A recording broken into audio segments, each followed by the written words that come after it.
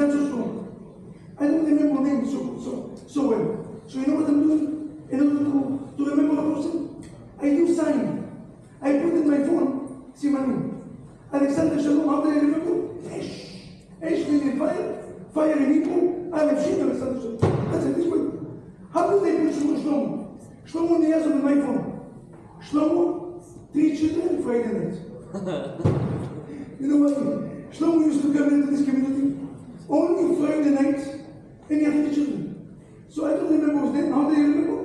Shlomo, Friday night, 3 children. Then suddenly, Shlomo started to come Shabbat morning. And suddenly, Shlomo started to come Monday night.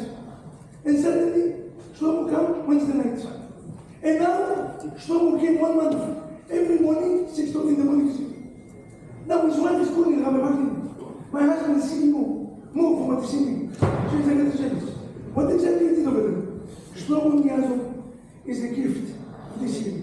Gift of God. And he brought out another gift. It's not cheap. When you have a gift, sometimes you want to be unique. You don't even know whether. Shlomo said, if I have a gift, I have to bring other. And everyone's coming every morning. I want to invite Shlomo to come to say a few words on the mesechta. Let's put the hand. Shlomo, preach to very good.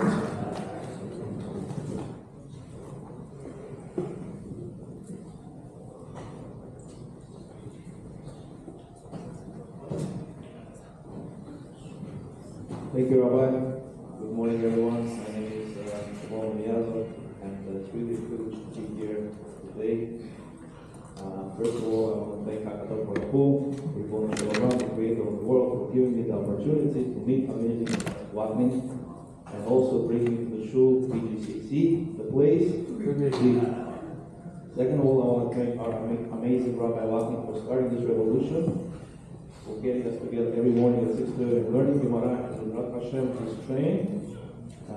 Was started by our dear Rabbi, who will continue to move without stops with Hashem's help and bring more souls on board of this train for many, many years to come. So thank you for that.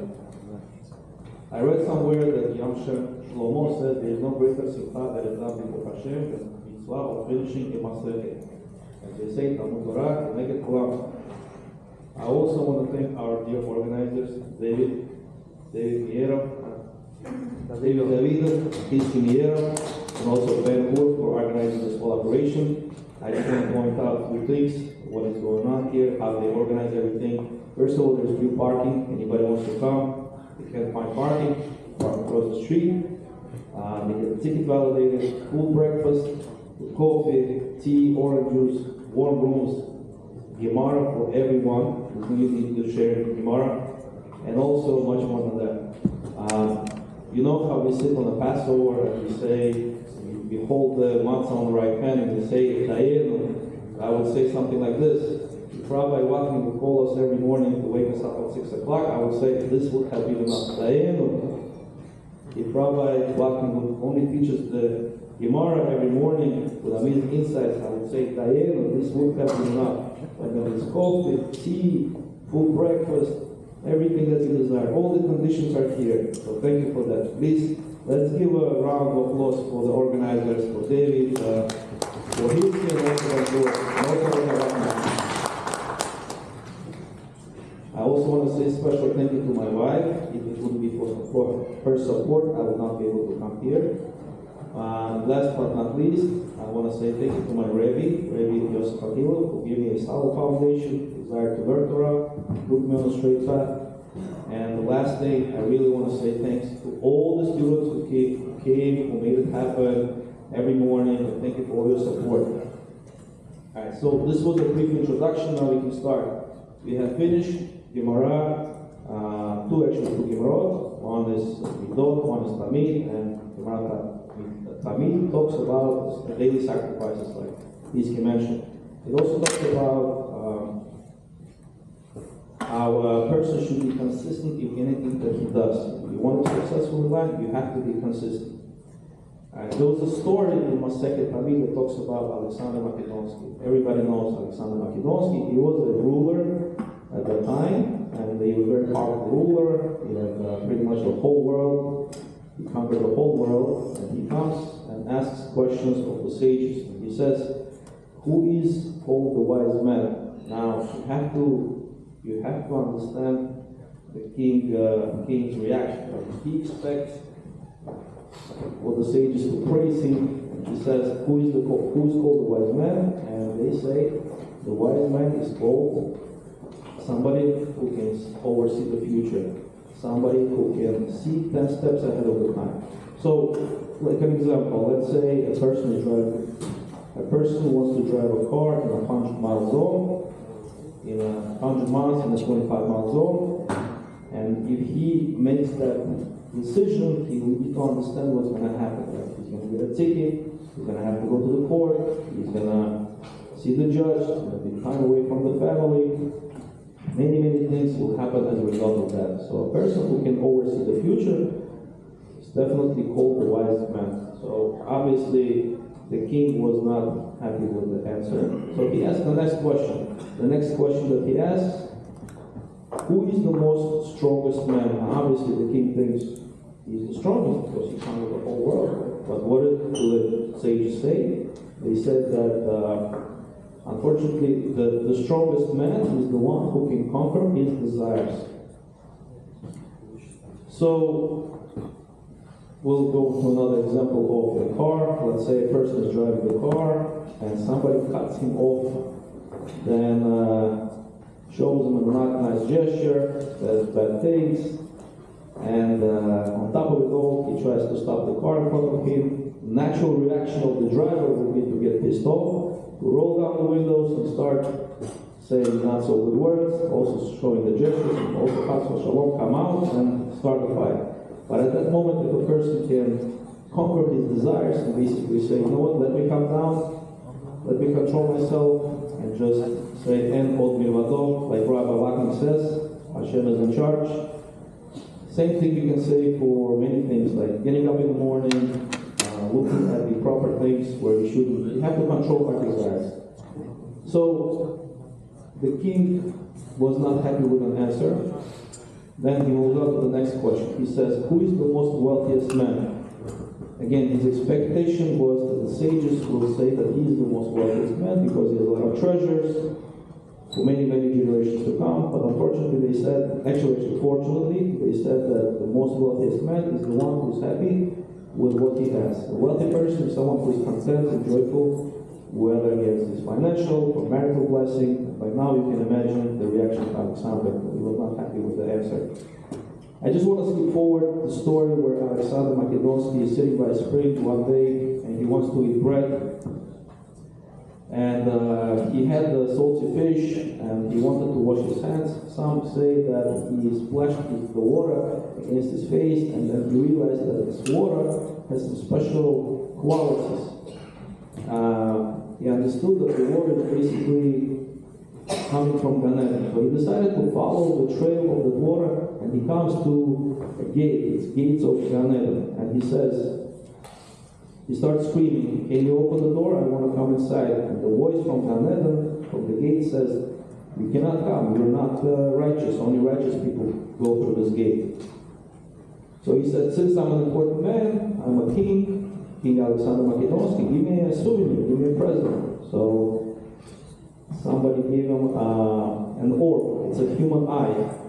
So he takes it with him, he goes back to the kingdom, and the most phenomenal thing started happening. He basically put the eye on a scale, and he put on the other side his gold, silver, anything that he had. And he sees that the gold, the eye overweighs the gold. He doesn't understand how can it be. The eye is only what, 200 grams? And the gold that he has weighs tons. So he calls the sage and he says, what's going on here? Why is this phenomenon happening? So the sages answered to him, the human eye is never satisfied with the human riches. All we need to do, cover the eyes with some dirt so we can no longer see. As soon as he did it, the gold and silver now started to overweigh the eye. So from here we can learn that the human eye always wants more and more until the body unfortunately goes under the ground and is buried. So just giving amount of time that we have, I want to give other congregants the opportunity to speak. I want to thank everyone for coming. I want to thank everyone for listening to me. May it be only a single days and continue to learn and make our Creator happy. Thank you, Rabbi Vaknin. Now in my home, Shlomo Niazovitz, Friday night, 3 children, Monday night, Wednesday night, every morning 6:30, and every Shabbat. There's no place in the phone to put so many. The next week of today, we're going to have another 2, and then we're going to do the Sium with Kaddish. The next, on behalf of the BJCC Opinion, don't know. We want to say thank you very much for the center, for giving us the opportunity, for sponsoring and paying the breakfast, for paying the parkings, and giving us synagogues. To Rabbi Zalman, being the representative of the boys upstairs, Rabbi Zalman, the Almighty God will help you and your wife to raise your children, to be Chassidim, Yireh Hashem, and everything that the center is doing for us. A small appreciation for everything that you're getting here in this synagogue. Let us say amen. The next week of today is going to be a person that every time we see him, he came all the way from Paris. We have now 3 portions in our community. 2 of them is Paris, 1 of them is here. I don't know which one. Now, one is Benru. Benru is a person that you cannot challenge. He's always the first and always the last. You know, sometimes I wake up 5 o'clock and I'm coming to the synagogue. My wife said, the class starts 6:30. I said, yes, but it's a mitzvah to be the first one. And Benru already 5:45 is here. I'm trying to get him here. You cannot win. I came 5, he came 4. When he came 4, he said, Rabbi, I'm the first one. Don't take my mitzvah. And then the other one is Tzvi.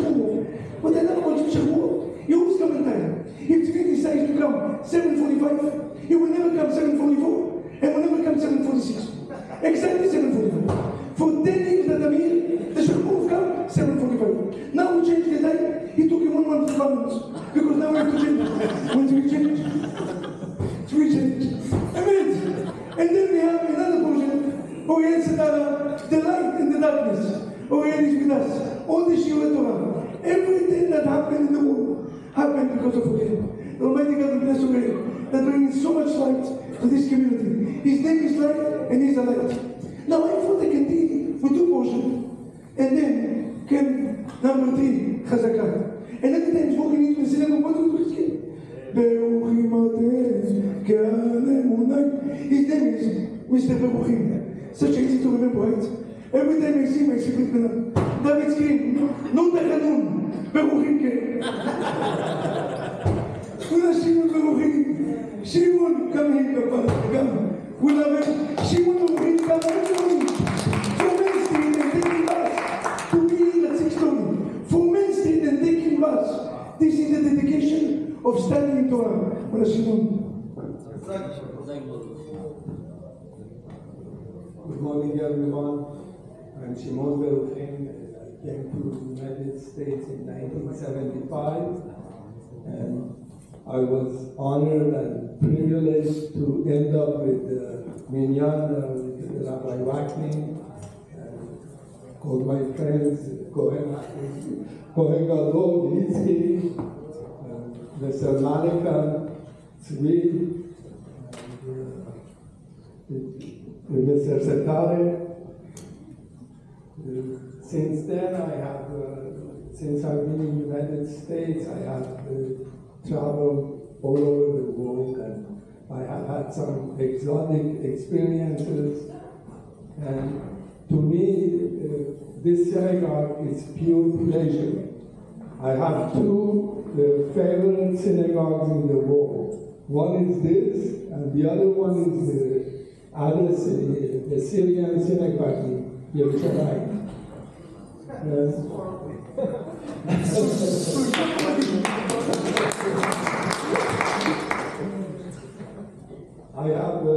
I was always kind of, my son Goel is here today.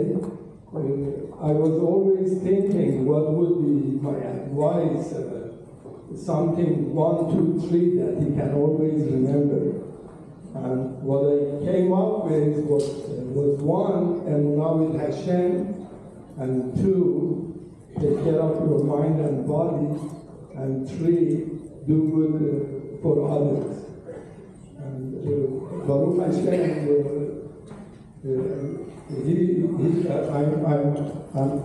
I'm proud to be the father of Kohen, and we've had some interesting traveling together also. He has a son a year and a half, and what I'm enjoying right now is every day I've been coming for the Mara, and I think sooner or later I'm going to have to come up with a more advanced advice for my son.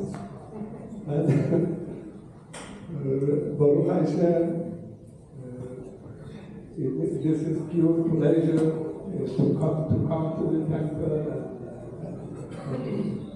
and it has helped me to understand learning Torah, this Sium, this work.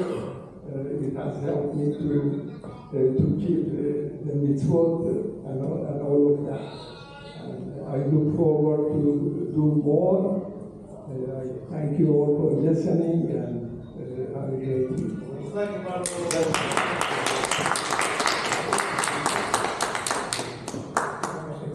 Yes, the final one. The last one is always the favorite. We need you. Do you realize that this is this? Oh, Hashem. Michael is super. This year, I challenge him. I told him, Michael, you and the brother sponsor so many Korean, so many yeshivot, so many organizations. The Jewish Institute of Queens, yeshivot in Israel, calling him all over the world. It's a time for you to finish your own mesechta. And I push and I push and I push.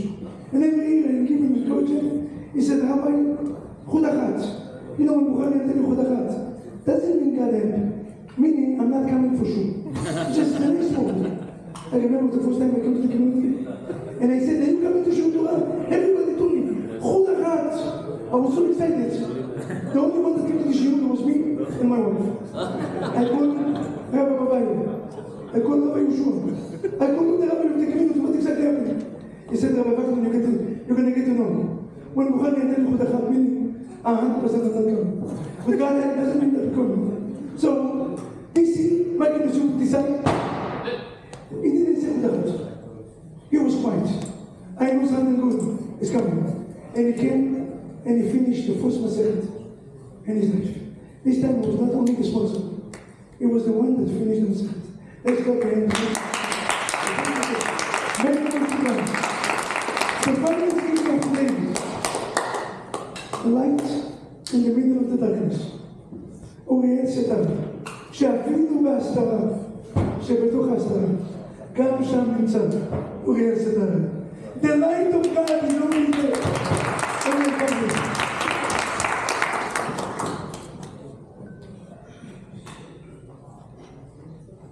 First and foremost, I want to thank Rabbi Vaknin for the opportunity. Obviously, Rabbi Vaknin, his phone calls in the mornings, his text messages. He's just lacking an email, brother. We got to get your MailChimp account and start sending out emails. I'm going to keep it short. I'm going to summarize the Gemara Tamid. It's 7 chapters. Basically, Parak 1 describes the daily routine of the Kohanim and the Levim and their services, as well as their nighttime activities. Locations where the Kohanim and the Levim stood guard in the Beit HaMikdash, their sleeping arrangements, and what the Kohanim were allowed to do and not to do, such as not sitting in specific places and locations, how they would sleep if they were to sleep in the Beit HaMikdash, and let's say if a Kohen became coming overnight, what he would need to do to purify himself, how the process of the Trumat Hadesha, basically removing the ashes, was done on the main altar and the altar inside the Beit HaMikdash. And then he goes into, he talks about how a person should, conduct themselves in the bathroom correctly, how a person should drink the right way, what the proper path in life is, how to treat someone correctly. And it wraps up the first paragraph by talking about how the lottery was performed, for each one of the Kohanim on a daily basis, and how the winner of the lottery would have to prepare himself and wash himself using the kior, and how he would remove the ashes. Parak number 2 talks about after the Kohen was appointed, what he would need to do exactly to remove the ashes, what the Kohen would do with the unburned parts of the korbanot of the day before, and it also discusses how new logs were brought up the ram, and it mentions what type of wood was used to for the sacrifices. One of the notes talks about that. This is what I really enjoyed. It really shows how deep the Gemara gets. It talks about wood that's the wood of the fig tree. It says, why the fig tree? It says that because Adam and Chava, after they made the sin, they realized they were naked, and they used the leaves of a fig. So we're using the wood of a fig tree to do a tikkun for Adam and Chava. That was very interesting to me. And that's the end of parak number 2. Parak number 3 talks about and emphasizes basically there were 9 Kohanim, and it would talk about how each Kohanim would take one body part of the animal. So for example, the first one would take the head and right back leg of the animal up the ram. The second would bring up the 2 front legs. The third would bring the tail and the left back leg. The fourth would bring the fats of the chest and the neck. The fifth would bring the 2 flanks of the animal. The sixth would bring the intestines. The seventh would bring the thin offering, which is fine flour with oil. The eighth would bring the chavitin, which is 12 loaves of bread. And the ninth one would bring the wine. This is the 9 that I just described are the Hamid offering that we mentioned in Shachrit, Mincha, and right before Musaf and Shabbat.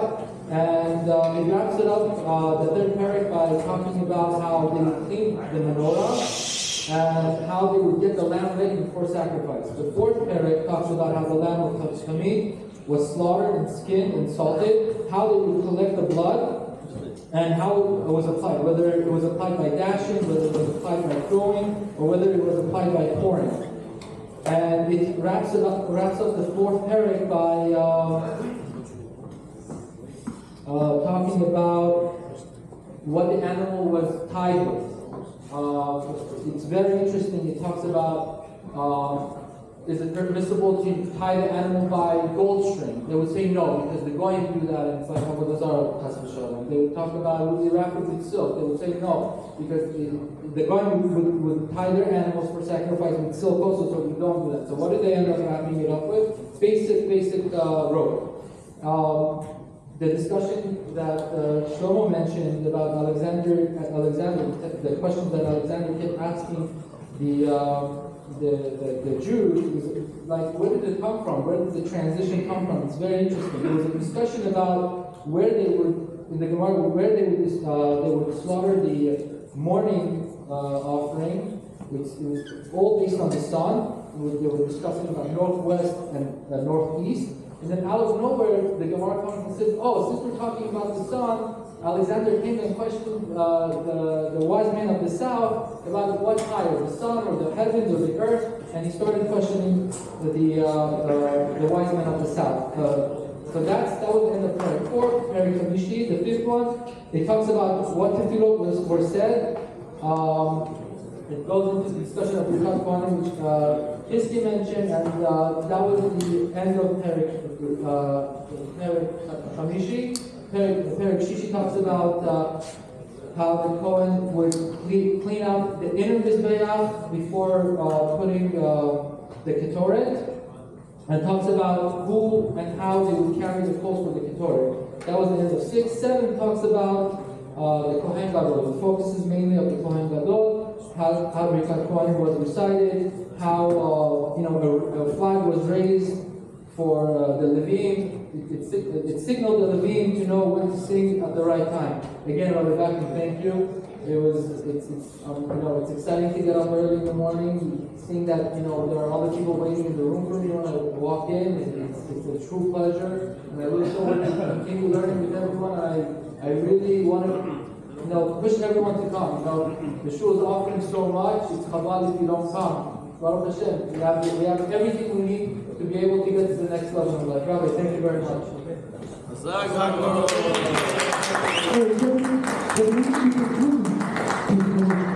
We conclude right now, just another one before we're going to invite. And one more exactly, before we invite anyone that finish mesechta, please stay here another 5 minutes. Before. So, Michael is super responsible. We're going to sit down and mention. Yosef Davido, הליכודי לכם ברכה, עד בלידי. David, מה זה די? Yosef Davido. Yosef Davido is a gift. He is the accounting. He is the one that's making sure that we're going to have money and we're going to use the money in a private way. Baruch Hashem. And the name Hero, God gives you the world. The name Hero, you are a child to us. Almighty God will give you between enmity and your purity, long and healthy and happy life. Alexander Shalom, Esh, every morning, Shimon Baruchim, we mention, Baruchim Atem, Shlomo Niyazov, we mention him for good. Aaron Hashem, you're the one we're going to continue to finish on the mesechta. Next, Zevulun Issachar. Zevulun Issachar, what is Zevulun? And you know what's meaning Zevulun Issachar? Yud Zayin, 17, stop. Meaning this year, we will dance in your wedding at the ceremony. Emmanuel Baruch, when Emmanuel left the yeshiva in order to go in and to study, I got scared of it. I spoke with Rabbi Vaknin. What exactly happened? He said, Rabbi, have patience. And then I see him every morning study, dedicate. Is God bless. Emmanuel, God is with us. Emmanuel, God is always going to be with you. Let's continue. Chaim Bagayim. Bagayim, right? Bagayim, that's what I'm saying. Chaim Bagayim, Be'ezrat Hashem. Chaim Bagayim. I know it's not 100%. That's nice. Tov HaChesed. Aleph Bagayim, Chet Chaim, Baruch Hashem. It's all good. Chaim is a pleasure to see you. Every morning, with your quietness, with your dedication. It's a pleasure to see you every morning. We are looking forward to see you until 120. History Hero, we mentioned. Ben Malakan, we mentioned. Special Moore, we mentioned him. Aaron Yusufov, Aaron, big heart, a person that dedicates and care for the community needs. What you're doing, God will pay you to have a long and healthy and happy life. And the last one is Avi Arabayo. Avi Arabayo is the symbolizer in my eyes of Rabbi Akiva life story. Rabbi Akiva, in the age of 40, didn't change the world history. Avi Arabayo, you are the Rabbi Akiva of our community.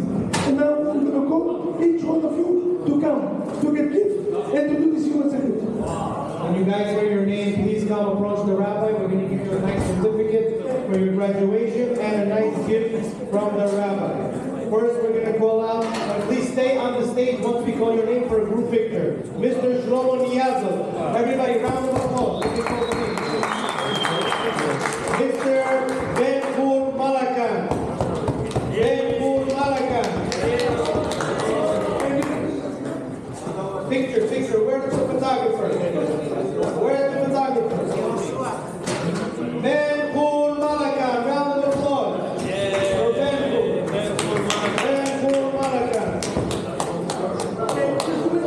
Just to mention. This Gemara that you gave you is not the Gemara that you finish. It's the new Gemara that you're going to study for the next 21 days. You're getting a gift from the center and Chavruta programs, the ones that we have every Tuesday. You're getting new Gemara. This one is dedication for the next 21 days. So just for you to know. Guys, please don't leave. We have 3 minutes left until the Kaddish to complete Sium. Next, we're calling Mr. Alexander Shalom. Ish. Alexander Shalom. Ish. Come on, you guys can do better than